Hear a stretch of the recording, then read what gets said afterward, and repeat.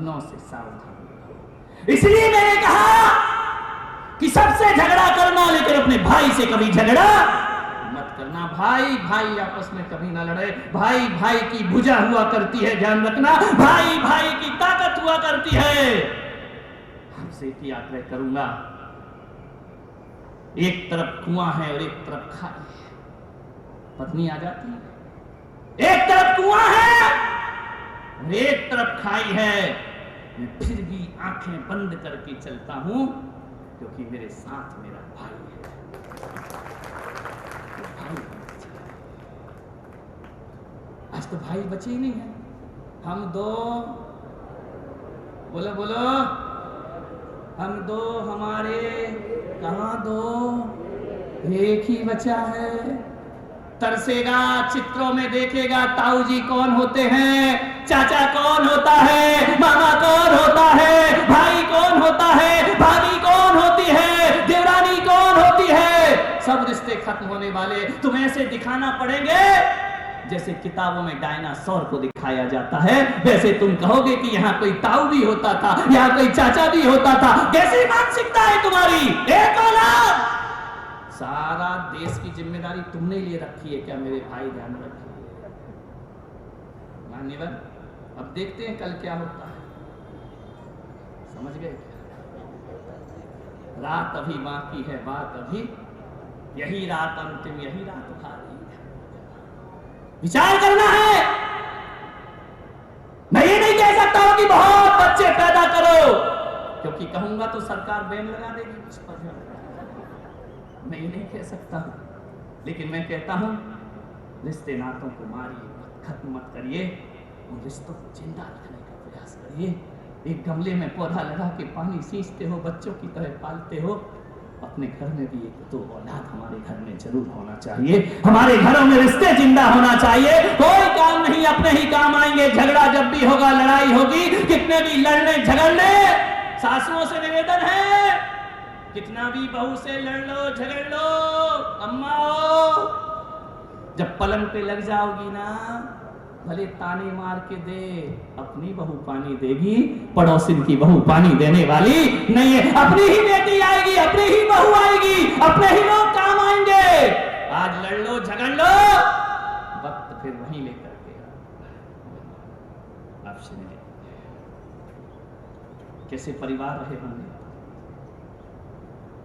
राम को वनवास मिला, लक्ष्मण तड़प गया, मेरा भाई वनवास में जाए, मेरे भाई को वनवास, राम को वनवास।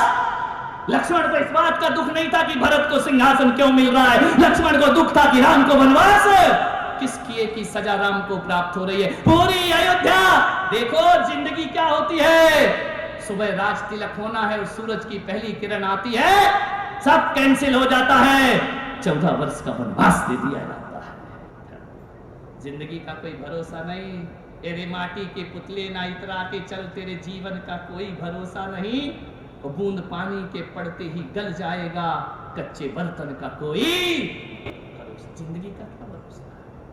वनवास।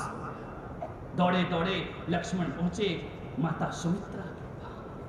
मां, आंखों भरी हैं, सुमित्रा की आंखें छलछला रही हैं। कौशल्या अधीन हो गई है, राम को वनवास मिलेगा। मालूम है हमारे देश की रामायण क्या कहती है?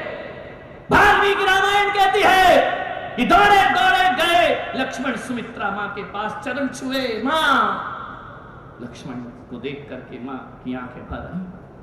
उन्होंने कहा कैसा कोहराम मचा है अयोध्या में, कैसे काले काले घटाए संकट के बादल छा रहे अयोध्या में। लक्ष्मण तुम्हें मालूम है राम को 14 वर्ष का वनवास। लक्ष्मण ने कहा मां कैसे हुआ? बोले पिता ने वरदान दिए थे, माता कैकेयी ने वरदान नहीं दिए, तो मां एक वरदान तू भी मुझे दे दे। सुमित्रा ने कहा कि बेटा वरदान मत मांग, अब तो वरदान हमारे लिए अभिशाप लगने लगे हैं। अब इस रघुकुल में वरदान की परंपरा बंद होना चाहिए। लक्ष्मण ने कहा नहीं मां, एक वरदान तो तुझे मुझे देना ही पड़ेगा। मां, पुत्र तू कह रहा है तो मैं तुझे वरदान देती हूं, जो मांगेगा वो मिलेगा। तो लक्ष्मण ने कहा कि मां तू सचमुच मुझे वरदान देगी? बोले हाँ दूंगी। बोले वचन दे। बोले रघुकुल रीत सदा चले आई, प्राण जाए पर मैं तुझे वचन देती हूं कि जाओ लक्ष्मण, जो तुम मांगोगे वह मैं तुम्हें प्रदान करूंगी। मालूम है लक्ष्मण ने कहा कि मां पिता के वरदान के कारण, पिता के वचनों की रक्षा के लिए भैया राम वनवास जाते हैं, तो मुझे भी एक वरदान दे दे। बोले क्या? बोले इतना वरदान दे मां कि 14 वर्ष मैं भाई की सेवा करने के लिए वनवास स्वीकार कर सकूं। ये हमारे देश का चरित्र है, ये हमारे देश की परंपरा है, आदर्श है। मां आशीर्वाद दे कि मैं भी 14 वर्ष सेवा करूं। मालूम है उस समय सुमित्रा ने क्या कहा? पैरों में पड़े हुए लक्ष्मण को उठाया, सीने से लगाया, उबाय बेटा लक्ष्मण, आज तूने मेरे दूध की लाज रख ली है, जा 14 वर्ष वनवास में अपने भैया राम के साथ रहना। और एक बात याद रखना लक्ष्मण, जब तक तेरा भाई सो ना जाए तब तक तू रात में नींद नहीं लेना, ध्यान रखना। उनके चरण दबाना, और मां सीता को अपनी भाभी नहीं, सीता में सुमित्रा माता के दर्शन रोज सुबह शाम करना, ध्यान रखना। क्या नारियां रही होंगी, 2 पुत्र। जैन रामायण का कुछ अलग व्याख्यान है, वैदिक रामायण का कुछ अलग व्याख्यान है। सुमित्रा के 2 पुत्र हुए, कैसी मां रही होगी वो, जिसने एक बेटा राम की सेवा में भेज दिया और दूसरा बेटा भरत की सेवा में भेज दिया कि बेटा सेवक बन के रहना, अपने भाइयों का ध्यान रखना। भरत की सेवा करता है वो शत्रुघ्न हुआ करता है। मालूम है उर्मिला ने कहा कि भाभी सीता जा सकती है तो मैं तुम्हारे साथ वनवास क्यों नहीं जा सकती? क्या संवेदनाएं रही होंगी, क्या इनके, देखिए इनके घरों में जिन्होंने दौलत को नहीं रिश्तों को महत्व दिया। लक्ष्मण से पूछा कि मैं तुम्हारे साथ क्यों नहीं चल सकती हूं? तुम सोचते हो कि राम को वनवास हुआ? वनवास अकेले राम को नहीं हुआ, लक्ष्मण को भी वनवास हुआ। लक्ष्मण को ही वनवास नहीं हुआ, उर्मिला को भी 14 वर्ष का वनवास, महलों में वनवासी का जीवन गुजारा उर्मिला ने। भरत को भी 14 वर्ष का वनवास हो गया। देखो एक स्वार्थ की रेखा घर में आ जाए तो एक को नहीं 4 को वनवास हो जाया करता है। भरत जी वनवासी हो गए, मैं नहीं बैठूंगा 14 वर्ष सिंहासन पर, इसमें मेरे भाई का अधिकार है। यदि मेरा भाई जंगल में वनवासी का भेष जटाजूट धारण करता है तो भरत अयोध्या में भी जटाजूट धारण करके जिएगा, ये सम्राट बन करके जिएगा। क्या परिवार, क्या लोग रहे होंगे वो विचार करो। उर्मिला ने कहा कि मैं भी चलूंगी। मालूम लक्ष्मण ने क्या कहा? उर्मिला तुम नहीं चल सकती। क्यों नहीं चल सकती हो? राम को वनवास हुआ, सीता साथ जा सकती है, तो लक्ष्मण के वनवास में उर्मिला क्यों नहीं जा सकती है? बोले इसलिए भावनाओं को देखिए। लक्ष्मण ने कहा उर्मिला तू 14 वर्ष मेरा इंतजार कर, मैं लौट करके जरूर आऊंगा, लेकिन तू मेरे साथ मत चल। बोले क्या वजह है? बोले मेरी बड़ी मां है ना कौशल्या, मेरी छोटी मां सुमित्रा, उसके तो 2 बेटे हैं, कौशल्या मां का तो एक ही बेटा है। उसका बेटा भी वन में जा रहा है, उसकी बहू भी वन में जा रही है। एक बात बताओ उर्मिला, यदि वो भी वन में जाएगा और उनकी बहू भी वन में जाएगी तो मेरी मां कौशल्या तो बिना पुत्र और पुत्र वधू के हो जाएगी। एक काम कर, मेरी मां की तो 2 बहुएं हैं ना, शत्रुघ्न है और मैं हूं। शत्रुघ्न की पत्नी सुमित्रा का ध्यान रखेगी, तो लक्ष्मण की पत्नी माता कौशल्या का ध्यान रखेगी। वो इतना प्यार देना उर्मिला कि 14 वर्ष माता कौशल्या को सीता भाभी की याद ना आए, ध्यान रखना। भाग्यवर कैसा परिवार एक दूसरे के लिए जी रहा है। एक बात याद रखना अहमदाबाद वालों, एक महाभारत का युग था, एक रामायण का युग था।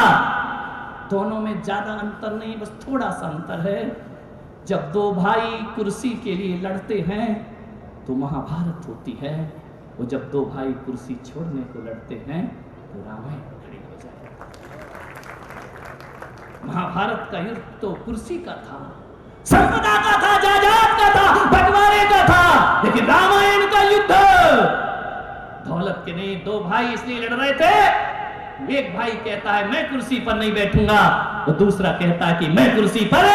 जब कुर्सी त्याग और स्वार्थ को त्यागते हैं तो रामायण का जन्म होता है, वो जब स्वार्थ सिर पर बैठता है तो महाभारत का जन्म होता है। इतिहास में दो युद्ध ऐसे हुए हैं, दो घटनाएं ऐसी घटी है।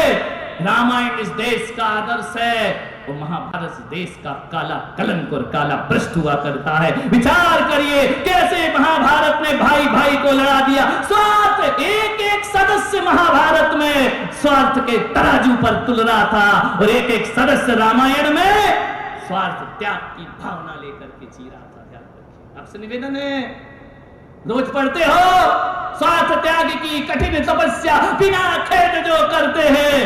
केवल गाना नहीं है, स्वार्थ त्याग करके परिवार में जीने का भी अभ्यास करो। बात बहुत गंभीर है, बात बहुत सीरियस है, जिंदगी को समझो मेरे भाई। महाभारत मत पढ़ना, मत देखना, कोई जरूरत नहीं। महाभारत सबके घर में बिना पढ़े ही होती है, सबके घर में महाभारत होती है। लेकिन एक चीज कहूंगा, हर घर की महाभारत को मिटाना है, हर घर की महाभारत को मिटाना है तो हर घर में रामायण का गुटका होना चाहिए। ध्यान रखना, जिनके घरों में रामायण होती है उनके घरों में महाभारत कभी नहीं हुआ करती है। रामायण जैसा जीवन जिए। मान्यवर, 4 मिनट बचे हैं, अपनी बात कहता हूं। रामायण पर कितना बोलो कम नहीं पड़ सकता है। राम का चरित्र ऐसा चरित्र है, और दुनिया में भगवान राम ही ऐसे महापुरुष हैं जिसे हर धर्म का आदमी स्वीकार किया करता है। मुझे याद है जब मैं बचपन में घर में था ना, तो मेरे पड़ोसी एक मुसलमान थे, उनके घर में सारे लोग गांव के रामायण देखने जाया करते थे। रामानंद सागर की रामायण। मुसलमान के घरों में भी टीवी पर रामायण चला करती थी। उस समय ब्लैक एंड व्हाइट टीवी होती थी। एक बात बताऊं, जितना भी आप सीरियल देख रहे हैं, जितने चैनल, पहले तो एक दिल्ली दूरदर्शन आता था और कुछ नहीं आता था। अब तो इतने चैनल हैं कि आदमी देखते ही कहाँ है, बदलते समय बीत जाता है। 1 घंटा खत्म, बे दबाया वो दबाया, उसमें ऐड आया, क्या देखा, मैंने कुछ नहीं देखा, वक्त की बर्बादी है। ध्यान रखना, आपसे निवेदन करूंगा, आज के सीरियलों में क्या रखा है? कुछ नहीं रखा है। क्या होते हैं आज के सीरियल? मुझे तो मालूम नहीं, मैंने तो देखे नहीं। क्या? अच्छा, इतने सीधे मत बोलो, विचार करिए, आज के सीरियल में क्या रखा है? 36 एपिसोड के सीरियल होते हैं, 100 एपिसोड के सीरियल होते हैं, और उनमें होता क्या है? यही होता है ना, एक प्रेमिका किसी पत्नी का घर उजाड़ देती है। वो आ जाती है उसके जीवन में, पत्नी से झगड़े हो जाते, तू मैं, लड़ाई झगड़े के अलावा है क्या? भाई के झगड़े के अलावा है क्या? फिर भी आप देखती हो सास भी कभी बहू थी। गलत। अब ऐसा सीरियल बनना चाहिए कि सास पहले भी बहू थी और आज भी बहू है। वो सास बनकर पाती है, वो बहू बनकर के रहा। कहानी, हाँ ये याद है, कहानी घर घर की। अभी 24 भगवान के नाम पूछो तो नहीं आएंगे। कहानी घर घर की। अरे इन सीरियलों ने बेड़ा गर्क कर रखा है हमारे संस्कृति का, हमारी सभ्यताओं का ऐसा मजाक बनाया है इन सीरियलों ने। मैं कहता हूं, हिंदुस्तान में घर घर में टीवी यदि पहुंची है तो किसी सीरियल से, किसी पिक्चर से नहीं पहुंची है। घर घर में यदि टीवी पहुंचाने में किसी का हाथ है तो रामानंद सागर की रामायण। घर घर में टीवी रामायण, जितने टीआरपी रामायण को मिली है उतनी किसी सीरियल को आज तक नहीं मिली। और जबकि सबको मालूम है कि रामायण में होता क्या है, सबको मालूम है। रामलीला देखते हो, एक बात बताओ, एक चुटकुला कितनी बार सुनते हो? पहली बार सुनोगे बड़ी जोर से हंसी आएगी, दूसरी बार सुनोगे और कम हंसी आएगी, तीसरी बार सुनोगे और कम आएगी, चौथी बार सुनोगे तो बंद कर यार। ध्यान रखना है, एक गाना कितनी बार गा सकते हो दिन में? 10 बार, 50 बार, 6 महीने, उसके बाद गाना आउट ऑफ डेट हो जाया करता है। लेकिन बाहर हिंदुस्तान, यहाँ फिल्मों की कहानी 1 बार, 2 बार, 3 बार पिक्चर देखो, 5वीं बार देखने को मन नहीं करता है। लेकिन रामायण को 1000 बार भी देखो, देखते जाओ, रामायण से कभी मन तृप्त नहीं हुआ। अभी कोरोना में रामायण ने बचाया है तुम्हें, फिर से रामायण आ गई थी, क्या करो? फिर रामानंद सागर की रामायण शुरू हो गई। मैं कहता हूं कि महाभारत नहीं, हमारे देश में रामायण की स्थापना होना चाहिए। एक अंतिम बात के समाप्त करता हूं। एक देवरानी जेठानी में बहुत प्यार था। अब तुम कहोगे कहां महाराज, तुम पुराने जमाने की रामायण की कहानी सुना रहे हो कि दशरथ ने कहा जाओ वनवास तो राम जी चले गए। आज तो दशरथ की हिम्मत नहीं है कहने की कि वनवास जाओ, बेटा तुमको ओल्ड हाउस में डाल दिया जाएगा। वो कह भी मत देना, नहीं निपट जाओगे, बिल्कुल कोशिश मत करना रामायण की, बहुत बुरे निपटोगे, कहीं के नहीं रहोगे। लेकिन एक देवरानी जेठानी जो मेरी भक्त है, यूपी में रहते हैं, उन्होंने मेरे प्रवचन सुने, ज्ञान गंगा सुना। उन्होंने मुझे साक्षात नहीं देखा, लेकिन टीवी पर सुना, टीवी पर देखा। और देखने के बाद वो एक दिन मेरे घर में मेरे दरवाजे पर आए। आज हमको इतना हर्ष हो रहा है आपके दर्शन करके। मैंने कहा ऐसा मैंने क्या कर दिया है? बोले मेरे टूटते हुए घर को यदि किसी ने बचाया है तो पुलक सागर की ज्ञान गंगा। मैंने ऐसा क्या किया? मैं तो तुमको जानता भी नहीं हूं। बोले नहीं, मैं टीवी पर देखती हूँ, यूट्यूब में देखती हूँ, आपके प्रवचन सुनने बैठती हूँ। हम 2 देवरानी जेठानी अपने घर में हैं। इतना प्यार है हम में, इतना प्यार है, इतना प्यार है। मालूम है, जेठानी बड़े घर की थी, देवरानी गरीब है। लेकिन उन देवरानी जेठानी में इतना प्यार मैंने किसी में नहीं देखा कि जब भी तीज त्योहार आते थे तो बड़ी बहू के पीहर से बहुत सामान आता था। वो कमजोर घर की थी, कमजोर आता था।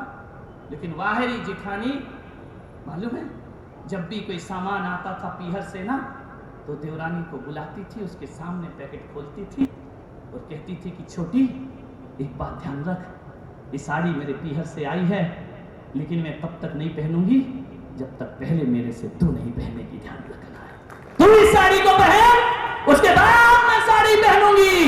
अरे जिस घर में ऐसी बहू होती है ना, दुनिया की कोई बुरी नजर उस घर को नहीं लग सकती है। ध्यान रखना। लोग कहते हैं वास्तु सुधारो, लोग कहते हैं ज्योतिष देखो, लोग कहते हैं मकान सही करो। अरे मकान सही करने से जिंदगी अच्छी नहीं बनती। अरे अपना मन सही कर लो, तुमसे अच्छा वास्तु दुनिया में कोई दूसरा